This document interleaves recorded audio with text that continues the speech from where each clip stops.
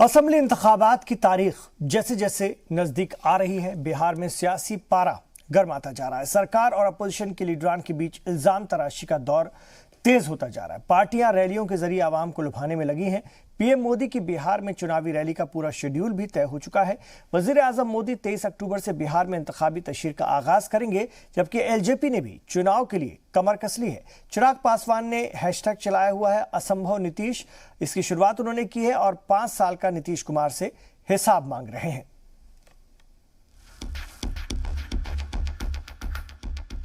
चिराग पासवान ने नीतीश कुमार से मांगा 5 साल का हिसाब। 15 साल का नहीं, पिछले 5 साल की बात करें नीतीश। बिहार को बेबसी से निकलने के लिए लेने होंगे कड़े फैसले। चिराग पासवान ने शुरू किया हैशटैग असंभव नीतीश। बिहार में सियासत अपने उफान पर है। हर कोई जीत का दावा कर रहा है। हर कोई नीतीश से 15 साल का हिसाब मांग रहा है। अजीम इत्तेहाद के बाद अब एलजेपी ने भी नीतीश कुमार के खिलाफ मोर्चा खोल दिया है। चिराग पासवान ने नीतीश कुमार से पिछले 5 साल का हिसाब मांगा है। सवाल किया है कि आखिर पिछले 5 साल में नीतीश और उनके अरकान असेंबली ने क्या किया। चिराग पासवान ने दावा किया कि इस बार नीतीश का वापस आना मुश्किल ही नहीं, नामुमकिन है। पिछले 5 साल की मुद्दत कार पर कुछ नहीं बोलना एक फरेब है।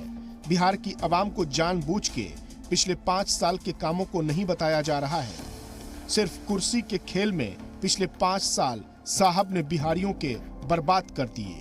हैशटैग असंभव नीतीश। चिराग पासवान ने नीतीश पर इल्जाम लगाया है कि वो 15 साल की बात करते हैं, लेकिन पिछले 5 साल की बात करने से कतराते हैं।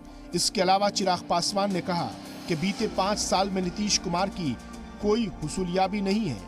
यही वजह है कि चिराग पासवान ने नीतीश के खिलाफ हैशटैग असंभव नीतीश की शुरुआत की है। चिराग पासवान ने 5 ट्वीट के जरिए सोशल मीडिया पर पार्टी की तशहीर की कमान संभाली है। वहीं अजीम इत्तेहाद चिराग पासवान की पार्टी यानी एलजेपी को बीजेपी की बी टीम मानती है और नीतीश के खिलाफ साजिश रचने का इल्जाम लगा रही है।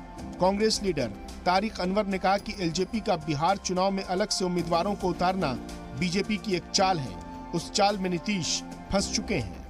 या तो ये भारतीय जनता पार्टी और चिराग पासवान की अंडरस्टैंडिंग है, क्योंकि अभी भी केंद्र में चिराग पासवान की पार्टी एलजेपी वो एनडीए का हिस्सा है, उसका एक पार्ट है।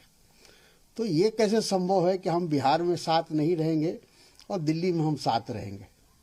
तो ये भारतीय जनता पार्टी की साजिश है, जिस साजिश के तहत नीतीश कुमार को कमजोर करने की एक कोशिश भारतीय जनता पार्टी की है। हालांकि बीजेपी चिराग पासवान पर कई बार सफाई दे चुकी है, लेकिन अपोजिशन इसे हथियार के तौर पर इस्तेमाल कर रहे हैं। मतलब बिहार असेंबली इंतखाबात की तारीखें जैसे जैसे नजदीक आ रही है, पार्टियां एक दूसरे पर सियासी हमला कर रही हैं। ब्यूरो रिपोर्ट, जी मीडिया।